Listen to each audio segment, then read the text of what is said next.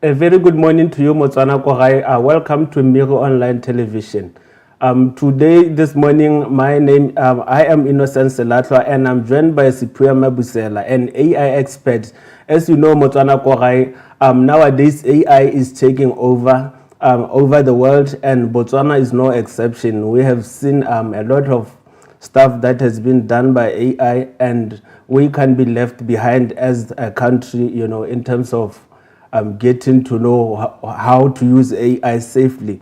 So I'm here with Siphiwe Mabusela, an AI expert who has also innovated some, AI tech startups. Mr. Mabusela, welcome to our studio this morning. Thank you for hosting me. Yes, sir.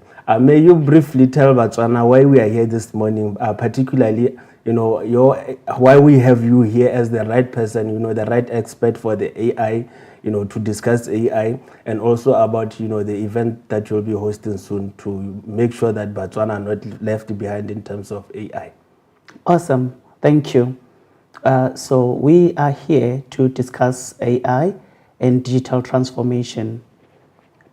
In this context, when we talk about AI, people think the first thing that rings in their minds is ChatGPT, DALL-E, Gemini, etc. So they think about prompting AI for essay writing, for grammar and spelling checks, etc. AI goes beyond that. So we are here to open up their eyes that AI goes beyond to a point of improving their livelihoods in the healthcare sector, agriculture, and in creating enormous number of jobs. Yeah, maybe can you briefly take us through some of what you have achieved through AI? What solutions have you provided through your startups? Awesome. So I will firstly introduce an AI and Internet of Things startup, which is LinkSensi. This is where we innovated in the energy sector and built a device that checks how much LPG, or at home they usually call it gas, the one you use to cook and heat yourself at home. So you simply attach the LPG level monitor underneath the cylinder and you see how much gas you have in your cylinder. And automatically, if you are linked to a supplier, it then auto orders your gas to be delivered to your home. Okay. We have innovated in the safety space in the mining industry. That's MineSafe 360. This is where we monitor the air quality of the environment in the mining space. We also monitor the health and welfare of the mine workers. We have features like your fault detection, your stress levels, all that displayed on one dashboard, and it can help the decision makers proactively prevent and within a short space of time attend to emergencies. So this is AI for machine learning and predictive analysis, as well as industrial Internet of Things. These are the devices that monitor the air quality in the environment.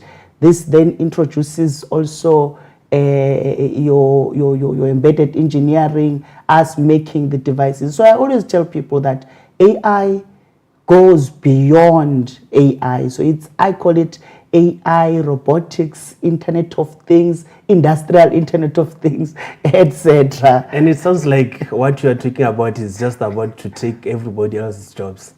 What do you have to say to that? So there is a shift. I'll take you back. When internet was introduced, okay, fine, I was still young. I got it from the books. So a lot of jobs were taken away. I'll give you an example. The postmen were taken away. Most post office jobs went obsolete, which then introduced new jobs as well. So now the same way how the guy who used to go around leaving mail, dropping mails at our homes or at our offices, now by then there were no career paths or there were less or very limited career paths in the technology space, which involves your programming, your cybersecurity, your software testing, all these were not that popular by then. So meaning that even in this AI digital shift, we are having jobs going, and we are having a lot of jobs coming in. I was in a discussion last night with one of my team members. We're discussing about just one aspect of AI creating jobs. I'll give you an example. In as much as AI and robotics are growing in a fastest rate, right? Yes. We're going to have a lot of security and cybersecurity jobs created, which then says, as I'm speaking to you now, a person can just take your photo, generate a video of you speaking, asking for some help somewhere, and they can extort your family or your workmates. You understand? So there are a lot of jobs that are going to be created on the cybersecurity. There are a lot of jobs that are going to be created on the making of the robots themselves. There are a lot of industries that are going to emerge. Programming, there are a lot of jobs that are going to be created in programming. There are a lot of jobs that are going to be created even in the infrastructural development. We're talking of electric vehicles now. Electric vehicles are now starting to come in our countries.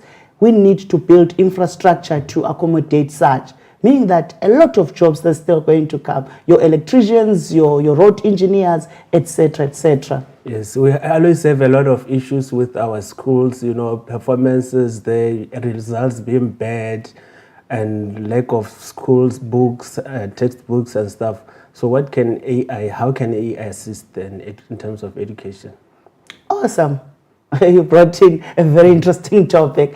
So with education, I've seen a decline in performance ever since the introduction of AI agents, etc. Because these students have now started to rely on AI, prompting AI to create essays for them, prompting AI to summarize books, etc., of which is not the right way to use AI. So what we have done, we have built a new startup, Zulu AI, which is an AI assistant that helps students use or utilize the power of AI the right way in the education space, which so in real time, when a student enrolls in a curriculum-based or non-curriculum-based learning path, and then when they interact with the AI model in any of the two above, then the institution or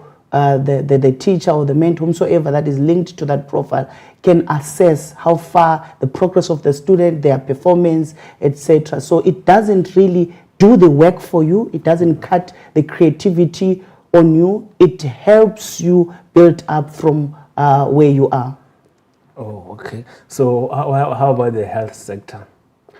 Excellent. So in the health sector, AI is doing very great things. AI and robotics, we have seen operations taken care of by robots and in split seconds. There's a lot of data that AI is currently consuming, and now it can predict a lot of diseases and stuff ahead of time because of the power of machine learning, robotics, and AI. And there's this scourge of gender-based violence. How can AI assist in terms of trying to help curb or stop GBV? Because AI is an emerging technology, and it has a lot of advanced features that can assist in solving a lot of problems within our society. We have not overlooked that part, and we have brought in a solution on the GBV space, an AI app that assists and supports victims. They can easily report if there is any incident with a few checks on their phone, because you don't have time to be pressing and etc. if they are getting victimized at that particular moment. So we have also utilized the power of AI to address such challenges. Yeah, and technology always comes with challenges. So how does Botswana as a country or individuals or private sector, just various groups of people, how do they interact with AI?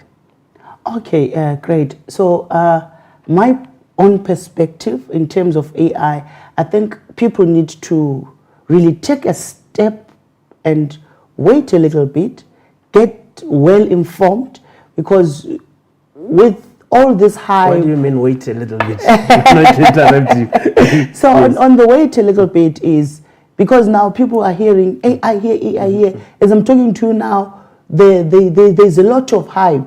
It's on steroids. It's happening. People are like, oh, AI, let me just do this. And I've seen even creatives. They are now slowly depreciating. Their talent is slowly fading away because of AI, and of which, if they were using AI the right way, they were not going to find themselves victims of having their talents start to fade. Because I've seen the guys in the poet industry, they're now just with a simple prompt, a poem comes up and then they recite it, and then now just imagine if the same person in the next 2 years continues doing the same thing. Before you know, the whole creativity is faded away. So even at school now, our students, in as much as they are rushing into this thing, slowly they are becoming machines, and machines are becoming more human, and of which it's a great threat. We need to open our eyes and prepare ourselves and get well informed. Hence, we have the AI Digital Shift Conference coming up on the 14th of May, 2025 at Akure Tide Hotel in Habron. Yes, before we get into the conference, I can't let you off without talking about my field, journalism. What have you seen AI do to journalism? I have seen quite, not really nice stuff, where people use AI to actually write stories, and you could tell that there's not really that human touch in that story. It's indeed a sad story. 2 ways. Number one, AI can be used to make or to enhance your journalism career. Number two, AI can also be a danger to your journalism work. In what way? It can enhance your work by you doing research on other factors and on other things. I'll give you an example. I always tell people, AI models or agents, depending with where the agent is coming from, it is censored to send a specific narrative, right? Now, if you are connected to the internet as you speak now, even with the listeners at home, viewers at home, right?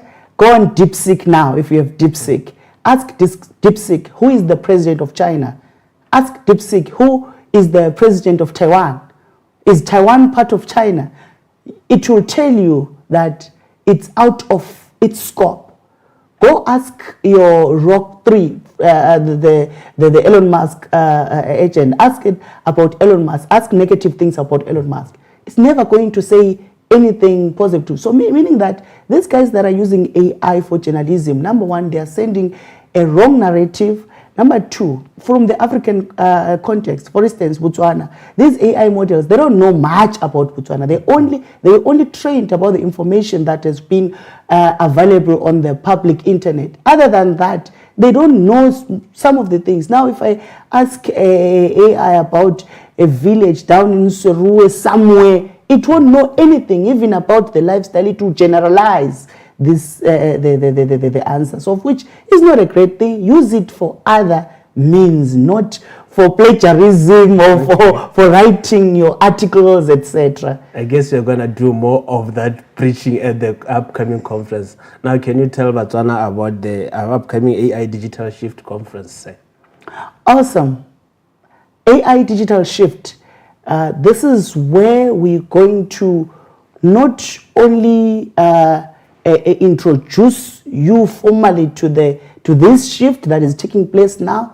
We're going to share and impact our knowledge and expertise. We are not talk. We are talking from the work that we have been doing. We're actively involved in development, in making robots, real robots.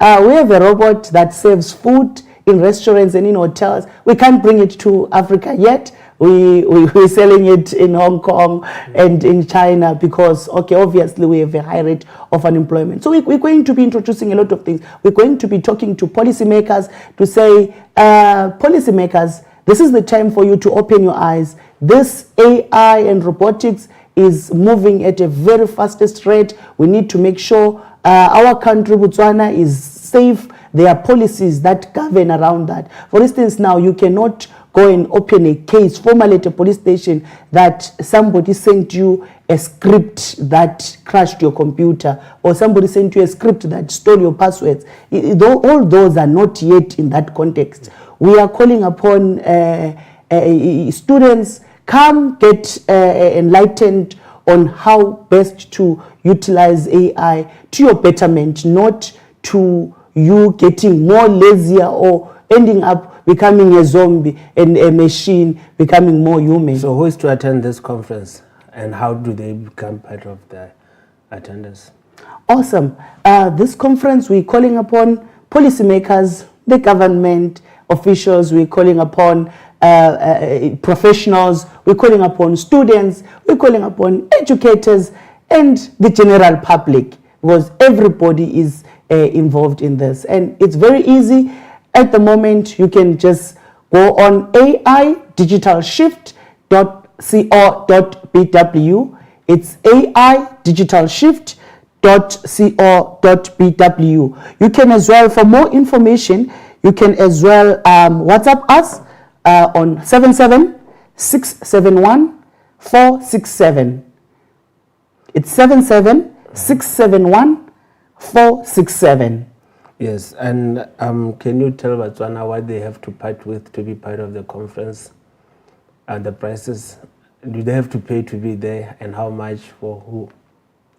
Okay, great. So that is going to be available on our website on aidigitalshift.co.bw. Okay. Botswana, so I hope you've heard Mabusela. Keep your eyes locked. Also, look out for more information on our page. I'm sure more information will be shared about the upcoming conference. So back to, before we can wrap up, Mabusela, what would you like to emphasize to Botswana or whoever is watching us right now? The more you use AI to replace your tasks and your efforts, the more AI is taking over your job, your intellectual, your everything. It's gonna take you out, and you become the machine, and it will now be you. Okay, thank you, Mabusela. Have a wonderful weekend. Botswana Wesu, I hope you followed. If you caught us late, you can rewatch the show. Thank you for joining us. As usual, my name is Innocence Selatwa. On the other side, I have my brothers, Mbatsima Lukongwa. We also have, what's her name? Emmanuel Siwawa. Thank you. Thank you.